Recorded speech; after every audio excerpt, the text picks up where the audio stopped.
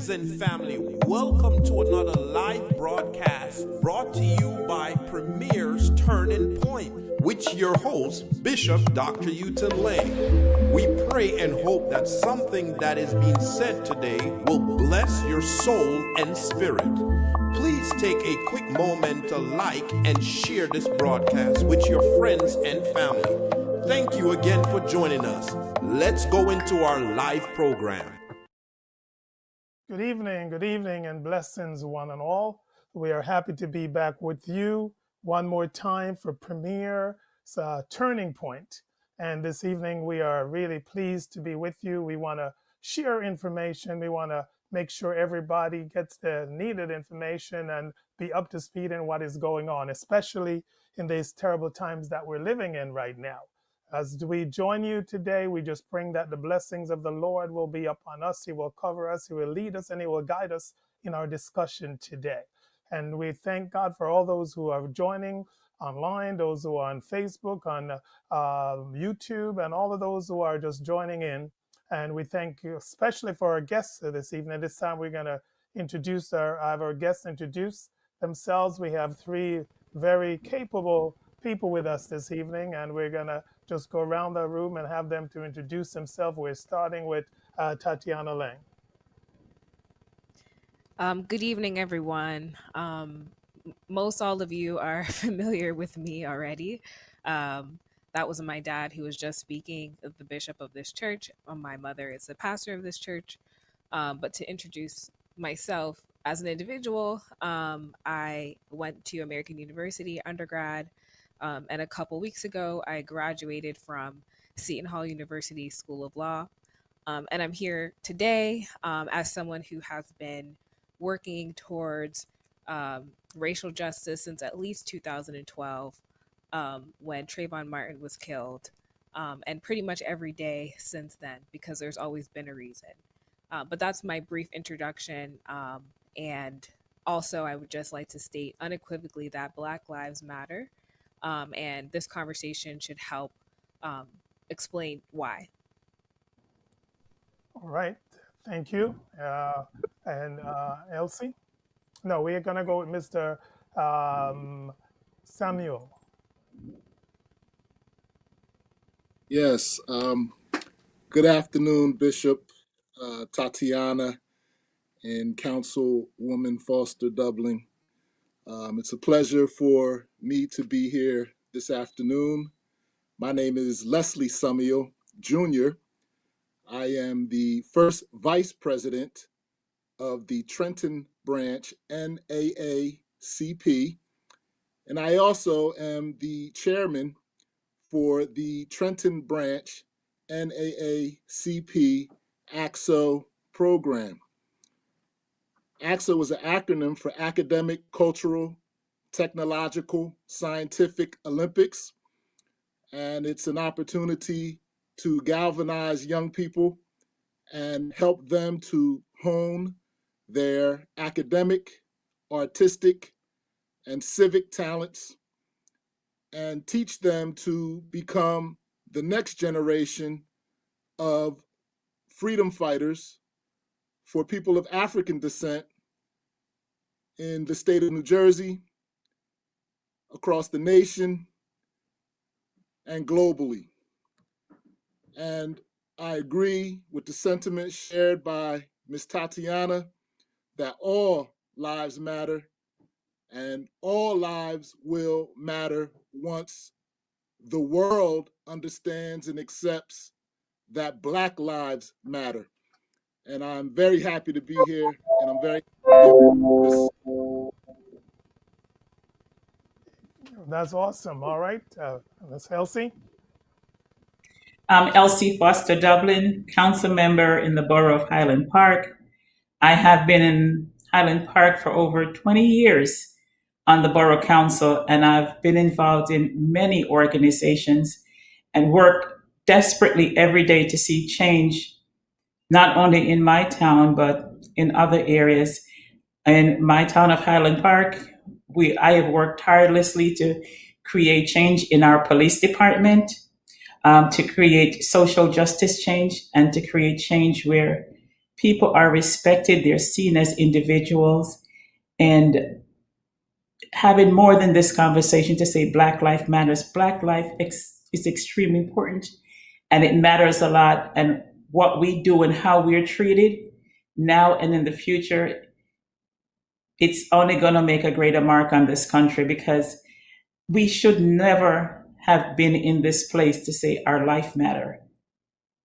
But here we are today, 400 years later, we're still saying our life matters.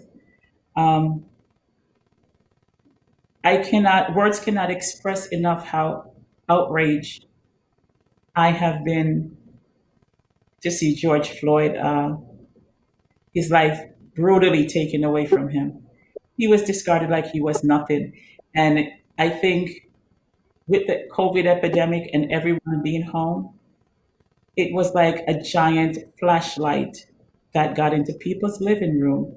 And for them to be outraged enough to say, yes, we're going to join in the fight for Black life, because Black life does matter. Awesome, and I thank everybody.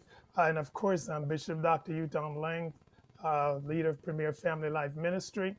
And later on, I'll ask a question, but I think the church does play a very important role, and we have to stand up and be part of making sure that Black Lives Matter. And, I think the thing I think about when I think about this is that God is love, and the Lord created us all. And for us to say we love everybody and all lives matter, and we, really put down Black life and stomp them out, and there's a problem with that. So I think for us to really make sure all life matter, we have to be sure that at this particular time, we have to be sure that we're standing up for Black lives. All right. And with that, my first question really just continues. And, so Black life matters. What is that all about, and what it is saying to us? And we're going to do the same thing. We'll start with Tatiana and move around the room. So to begin, the phrase Black Lives Matter started being used around 2012 after Trayvon Martin was killed. And for those who don't remember, Trayvon Martin was a teenager in Florida who was killed on his way home from buying Skittles and iced tea by a vigilante. And since then, Black Lives Matter has been a rallying cry for everyone to come together and use to point out the injustices towards Black people. So, I mean, that's what the phrase's origins are. But I think on top of that, the phrase is what it says: that Black lives matter. It's not a commentary on anything else other than what it says, which is that Black lives matter. And frankly, it's disheartening, disappointing, and heartbreaking to hear any but added at the end. Black lives matter, but insert some qualification here.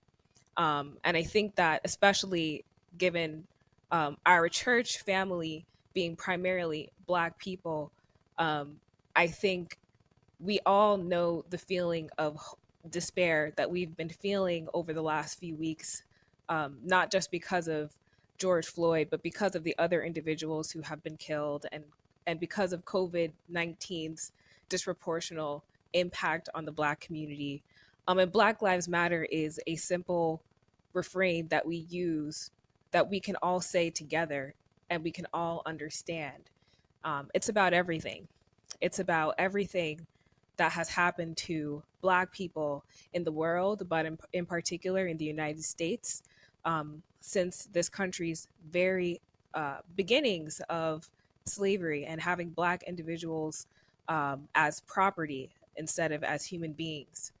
And I mean, there's really not enough time to explain the entire history of this country, and the entire history of the countries that many of us are descended from, Jamaica and other parts of the Caribbean, and what transpired to get us to this point of what we're seeing on the television screens.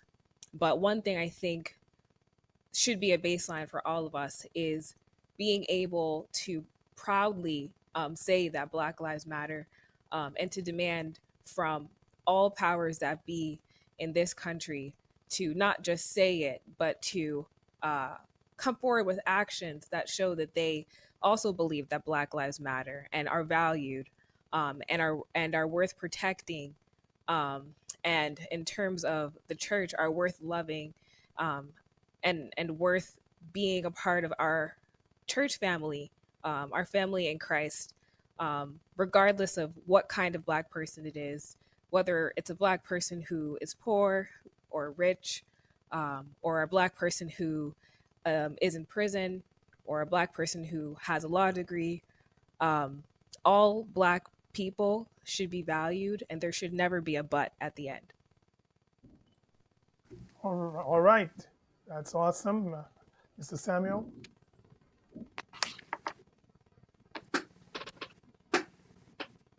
Second Chronicles, chapter 20, verse 4. The people of Judah came together to seek help from the Lord. Indeed, they came from every town in Judah to seek him. Black Lives Matter. Black Lives Matter is, first and foremost, an organization. And it was founded by young, strong, educated Black women who have always been at the forefront of the civil rights movement here in America. What I like most about Miss Patrice Kahn-Kohlers, Miss Alicia Garza, and Miss Opal Tometi is that they are writers. The best way to learn how to communicate and effectively resonate with others is to read and to write often. Why am I saying that? I'm saying that because Black Lives Matter has been very successful at rallying people, humans, around the very simple concept of love. And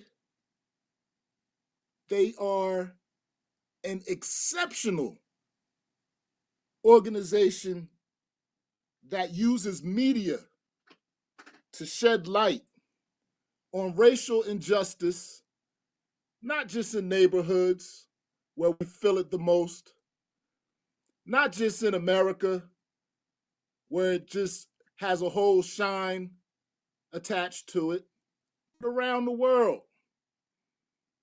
There's such a deep historical context to the hue of skin. And Black Lives Matters is a great example of how civic organizations like those of the NAACP and Urban League and others should mobilize and organize. We all know, because we watch CNN, we watch Fox News and NBC and ABC and all of the other acronyms out there that are showing very different perspectives of what's being called protests or riots in the streets, all around the simple concept of love. You'll have some opponents out there that will say, all lives matter. Well, that statement is completely nullified if Black lives don't matter.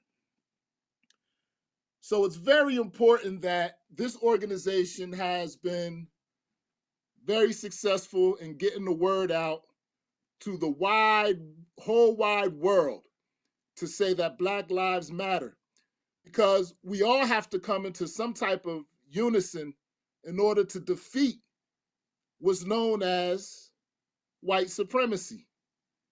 So we're all working together now as a result of a great use of media, as a result of an awesome organization who uses the terminology Black Lives Matter because it resonates with so many of us who have been directly or indirectly caught in the web of white supremacy, whether it's through the many racial injustices of education, criminology, health, law. Black Lives Matter is an awesome organization, and we all must rally behind the concept that Black Lives Matter. So those who want to say and retort with all lives matter can fully embrace that subject of all lives matter when they understand that all lives will never matter until Black lives matter. Thank you. All right. And I tell you that when I think about from the Bible about love, first we got to love God and our neighbor as ourselves. And you cannot say that all life matters until you love everybody. And that definitely, so first of all, you better love some Black people.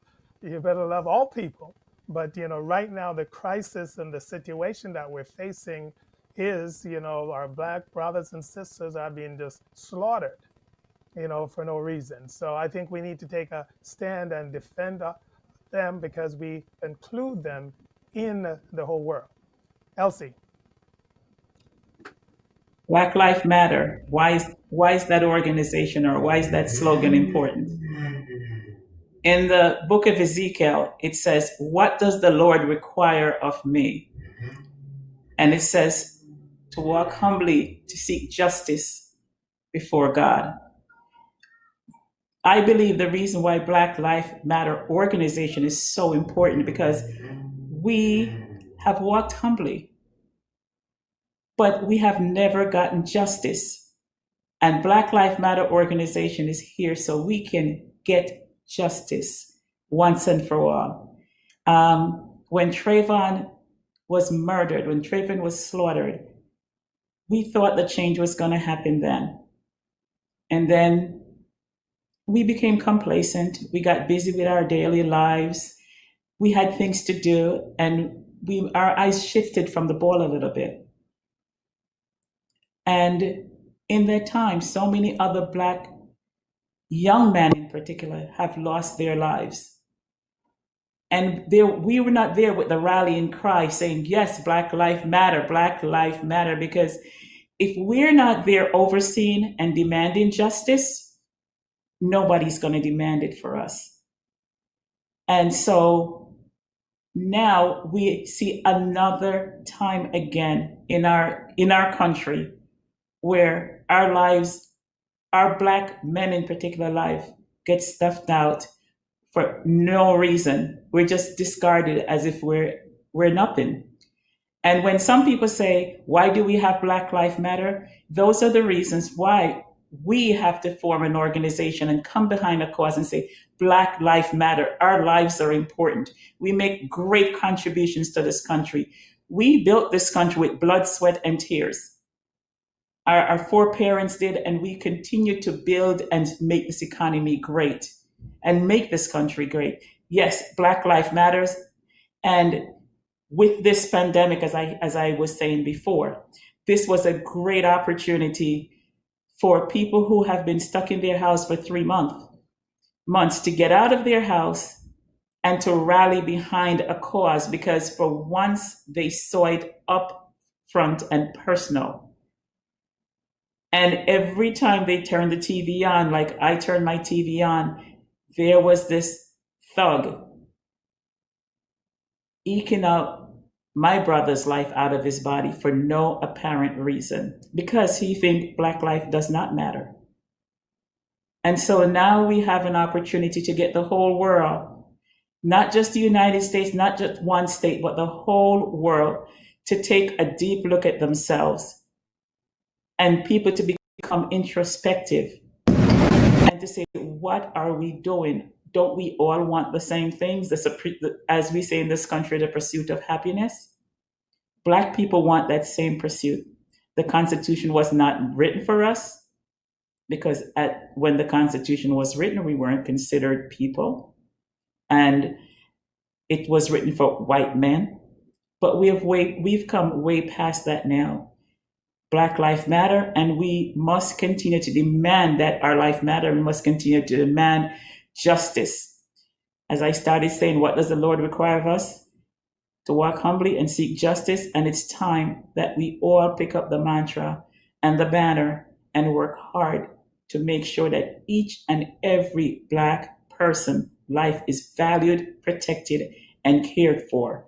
We have a responsibility to hold law enforcement and the powers that be to make sure that justice is fair, justice is equal, and our Black brothers and sisters are treated with the same respect and justice that everybody else receives. We're not asking for nothing more than what we deserve. We demand what we deserve. Everyone else is treated fairly. Black Lives Matters, and we demand to be treated fairly. Amen. And I think when we think of the big picture, because especially coming from a Christian perspective, we stand up for justice and what is right.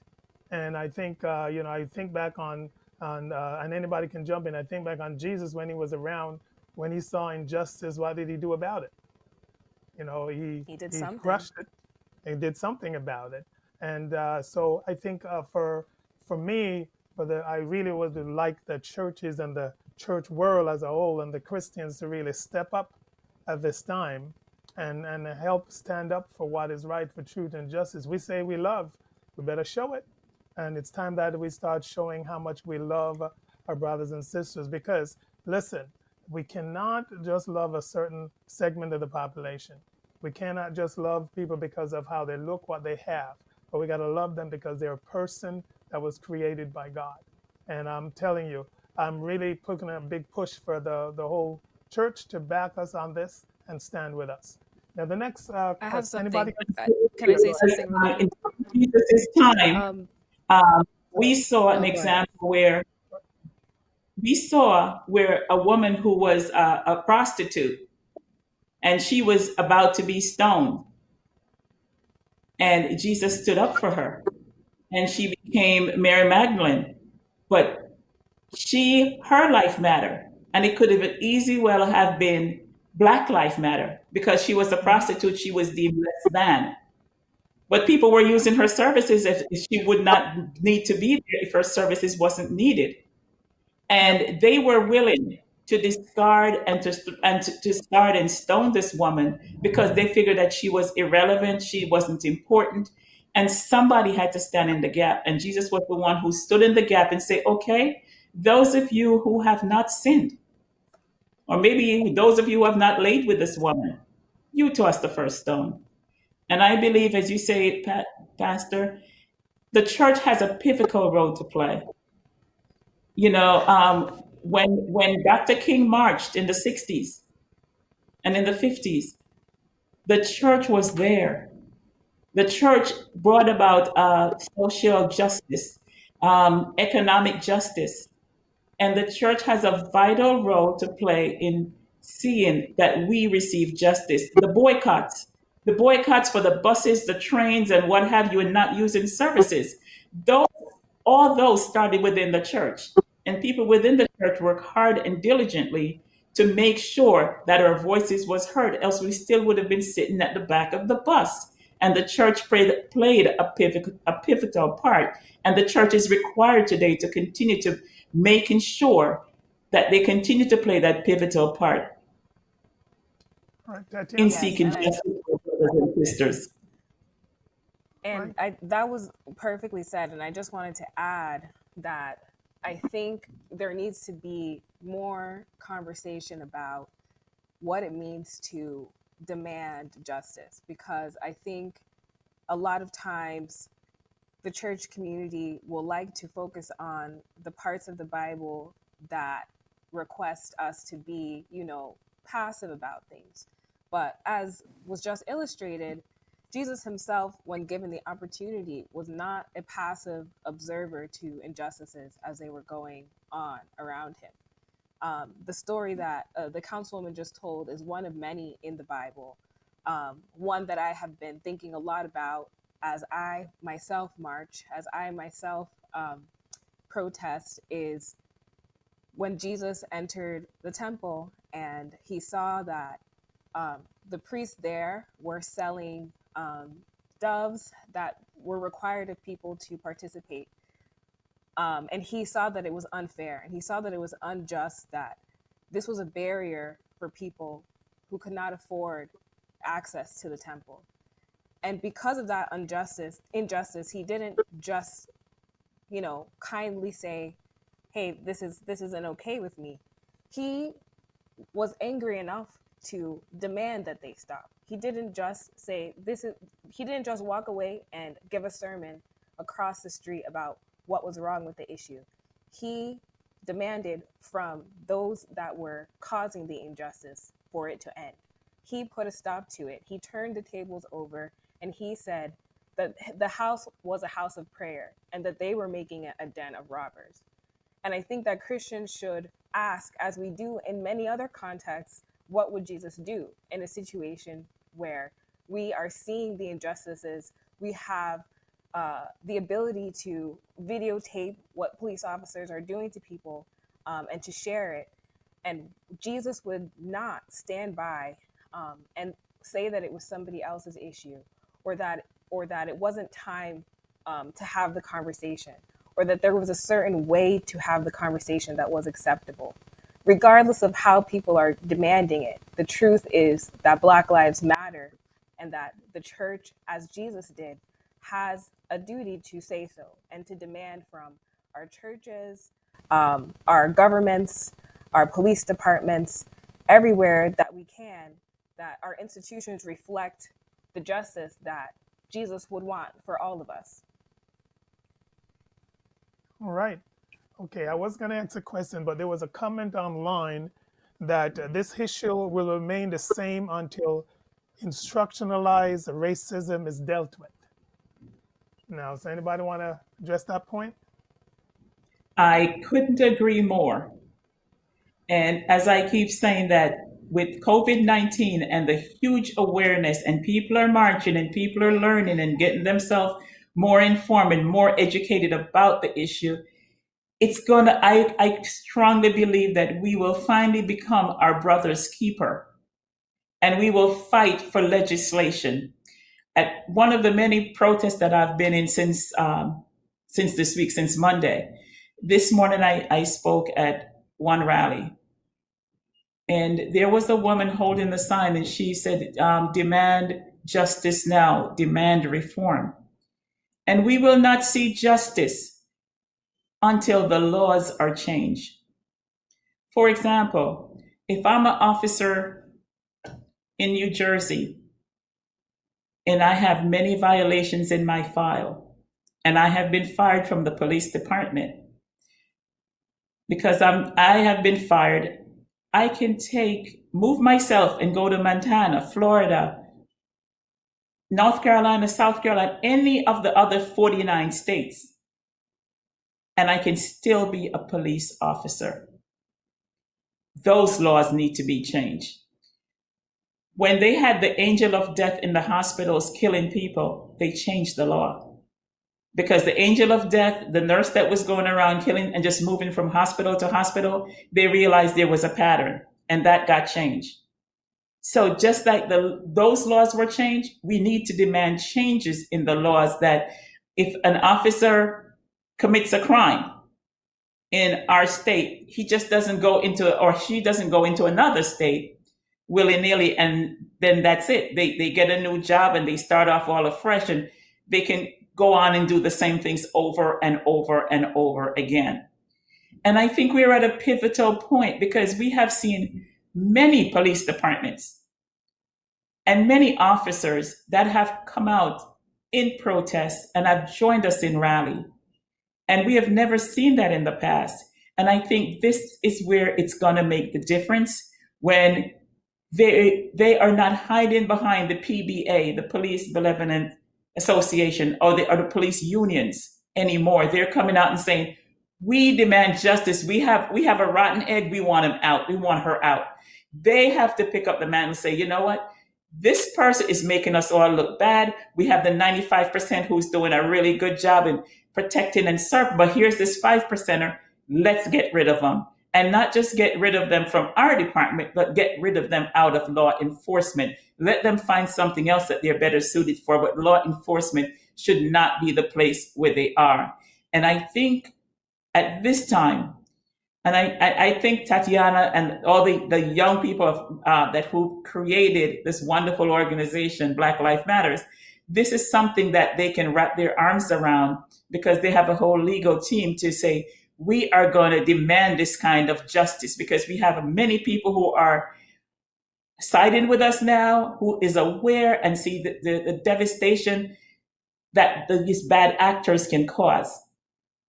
And we have an opportunity now to get the laws on the books changed, to get true reform in the police department. And that's the only way we're going to come back again 6 months from now, a year from now, 3 weeks from now, having the same conversation. Because I'm just sick and tired of having this conversation. Tatiana, you wanted to say something? I spoke a lot. Let somebody else speak on this question. All right. Mr. Samuel, you wanted to add anything to that?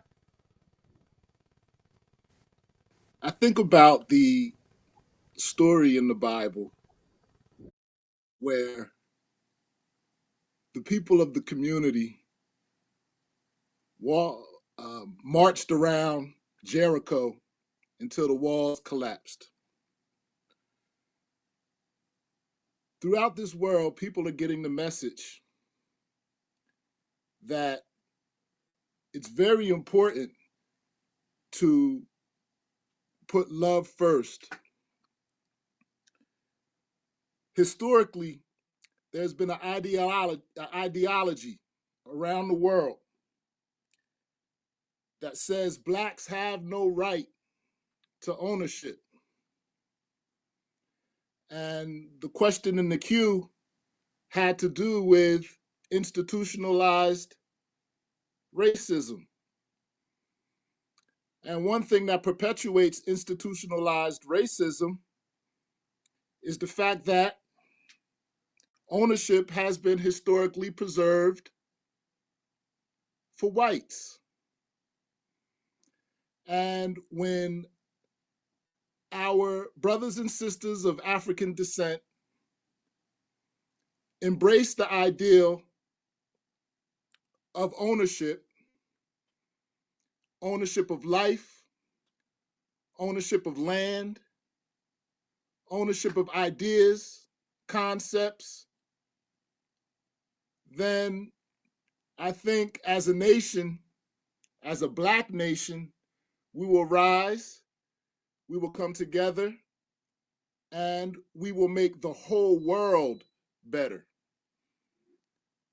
So institutionalized racism is a heavy feat, a heavy yoke for us to bear. But as we continue to march around the walls of Jericho and we rally the world behind us, I think that we will definitely, in the words of our elder civil rights leaders, we will overcome. All right. Yeah, and I really believe that, and I think we have faith, we believe in God, but we got to take some action, because I always remember this saying that faith without works is dead, and I think us, the people of God, have to take some action to help our brothers and sisters. One question online was, someone said, "Do we believe this hate is going to stop unless God step in?" Anybody want to join in on that? I mean, I think that the hate that people have for Black people, it runs very deep. It's not even necessarily a choice for people. What I mean by that is, this country was built on the idea that Black people were inferior to white people. And all of our policies, all of our laws have been built on that fact for hundreds of years. We're at the point where if you're a white individual and you and you don't actively hate Black people, but you just are living your life, you are still likely to have that idea in your subconscious that you are superior to Black people.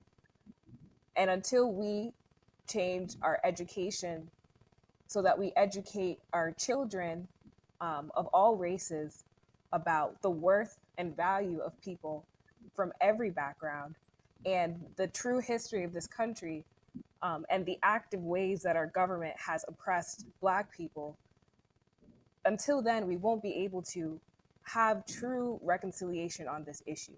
It's not that I think that it will never end. I just think that we have to reach a critical mass of people accepting that the problem is even there, first of all. And that critical mass, I think, I hope that we're approaching that critical mass. But as many of us have joined in saying Black Lives Matter, you can still see, for those people who are online like myself, you can still see the hordes of people who are not ready to admit that. So it just goes to show that there's a lot more work to do.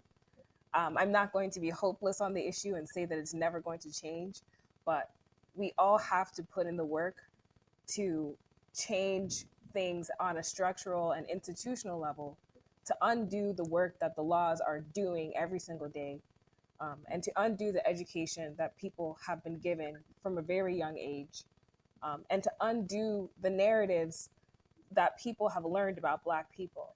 And I want to say something specifically to those of you watching, many of which were born in another country. The immigrant community itself harbors many of these opinions about Black American individuals, despite the fact that you and we have Black skin just the same. I am not afraid to point out, now that I'm an adult, that the immigrant community has been complicit in deciding that Black American people are inferior, and not just deciding that on their own, but they similarly have been taught through the media, through the way that history has been taught, and through watching what has happened in the United States from another country, that somehow Black Americans have done something to deserve the treatment that they are being dished out, or that somehow Black Americans are just deciding to be oppressed or just deciding to be victims. But those of us who have done the work internally to learn the actual history of this country, those of us who have done the work of unlearning what the government in this country and our educational institutions have taught us, we have learned that not only are Black Americans worthy of life and liberty, but Black Americans are the ones who have provided us all of the opportunities that we have to be successful today. Without the work of Black Americans in this country, none of us would have decided to migrate here in the first place. And now that we have decided to migrate here and enjoy the benefits of American citizenship or permanent residence, we have a responsibility to continue our own education and to stand beside our Black American brothers and sisters and demanding that justice be served. It's not okay that we sit by and think that somehow we are any different, because, to use myself as an example, that I'm descended from Jamaica as opposed to being descended exactly from New Jersey. Nothing about me is different to any white person.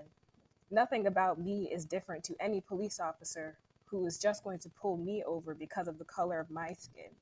I don't have an accent, but even if I did, that wouldn't stop anyone from hating me any less than my Black American brothers and sisters. And I personally think that this is a responsibility that I have, as someone descended from the Caribbean, to change those narratives as they continue to exist in my community, and to no longer accept comments and statements from anyone from the immigrant community, just adding to the same narratives that, frankly, white Americans say in arguing with me about Black Lives Matter, or the same narratives that lead to someone to pull a trigger and shoot a Black American person because of the assumptions that they're making about them. we can't at the same time contribute to those ideas and harbor them in our own hearts and wonder why Black Americans are being killed. We are being killed here in this country as well, but we still think that it's an issue that doesn't necessarily, it's not our issue. But I'm here to tell everyone that you're Black, I'm Black, we're Black. Blackness is not going to go away regardless of what your accent is or what country you were born in. And now that you're in the United States, it's time to get with the picture and understand what that means for how other people are seeing us, treating us, and what our responsibilities are in terms of demanding justice in this country. Amen. Any of my other Amen. panelists want to chip in on that? Sure, sure. Oh, ladies Go ahead, first. Mr. Sam. Ladies first. Elsie, go ahead. No, I just want to echo Tatiana's statement. Um, and I can share even more so than as an immigrant coming here in the 70s. We were fed a steady diet of how much better the white man is than anyone else. That was our steady diet when we were kids. And so we come with all these preconceived notions about what is going to happen and who is going to be better for us to align ourselves with.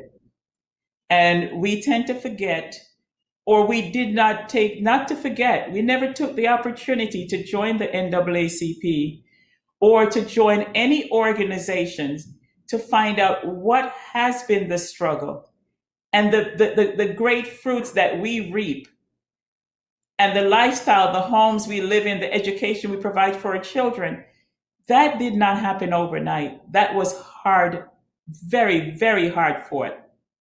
So we stand on the backs of giants and we eat all the fruits, but as Caribbean people or African people or people of from the African diaspora, we have never taken the time to fully look around us for the benefits that we're receiving. Thank you. The really was, are we ever going to see change? And as I said before, COVID happened. We all were stuck in our house for a maximum of about 2 to 3 months. We had an opportunity to watch this tape over and over and over again. So yes, if we want to see change, and you're asking if God is going to make this happen, I'll tell it to you this way. God helped those who help themselves.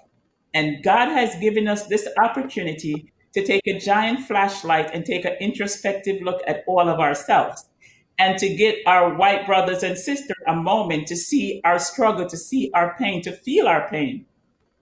And that's why there's so many of them marching with us in the street. So yes, God has given us this opportunity to make it happen, but God helped those who help themselves. So to the questioner, yes, we have an opportunity, each and every one of us, because God has given us a way to make it happen. So we need to use the tool that God has given us to make the change happen. Okay. Yes, sir. Councilwoman and Tatiana, you two are amazing, and I'm happy to be here with you. I believe the question in the queue asked if things will change, if God will be the determining factor of things changing, and it makes me think about the story of Moses and Aaron when they went to Pharaoh to allow the people to Exodus to worship their Lord. And God told Moses and Aaron that each time when they went to Pharaoh, that he was going to harden Pharaoh's heart. I believe that's the terminology that was used. He's going to harden Pharaoh's heart. And Pharaoh will not release the yoke on Moses and Aaron's descendants. And that's something similar to what you have here. God is always in the process. And I believe it was Bishop who just said a little while ago, is that you have to have faith. He also said faith without action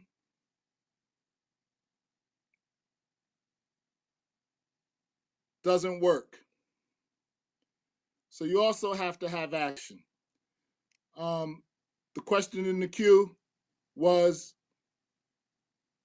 what's God's role? God's role is for us to continue to fight, continue to have faith, and even though Pharaoh's heart may be hardened after the numerous plagues, you can't defeat God.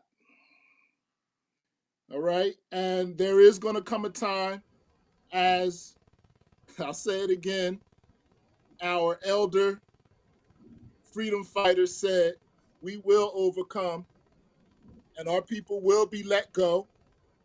And when that does happen, the world will be a better place. Amen.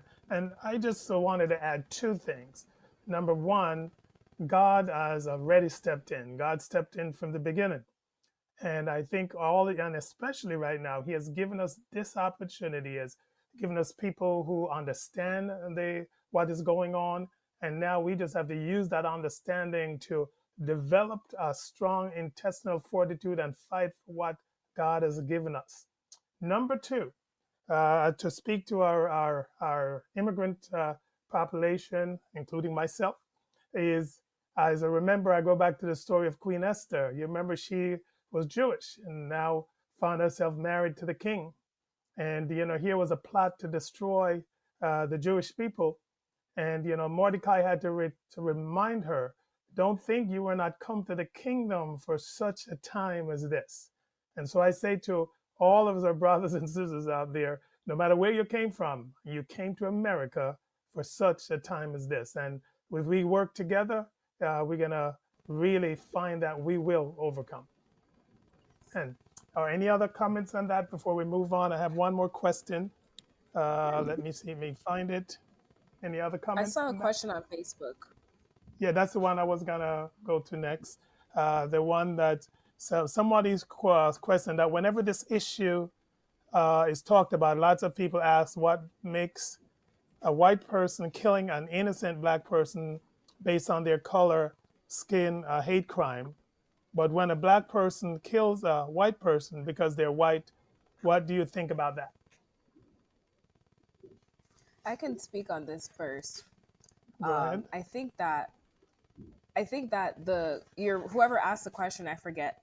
You're absolutely right that whenever an innocent person is killed by police, this issue is restated in exactly those terms. And it's a distraction because I'll step back and say, when the police departments in our country are being paid by us to protect us. The police force is a part of our government. It's a part of what this society is supposed to provide for all of us, black, white, or anything. So there is no equivalence at all in this conversation between crimes that occur between individuals versus crimes of our government against its own citizens. And then, so that means that when a black person is killed by police, it is not the same. And that is why we are having such a huge conversation right now and in the entire country, is because there's a lack of trust, and that trust is broken between the black community and the police departments because they are supposed to be protecting us and not killing us. Now, I think the question also stated that what about when Black people kill white people because they're white. I think I get asked that question probably weekly, and every time my response is, when did that happen? If that was truly happening at a rate equivalent to Black people being killed by police and white vigilantes who are empowered to act as police, then we would not be having the same conversation. I don't think anyone would believe that there would be rampant murder of white individuals by Black people in this country and nothing would be done about it. Because any Black person who commits any crime, small and large, is subject to incarceration for it.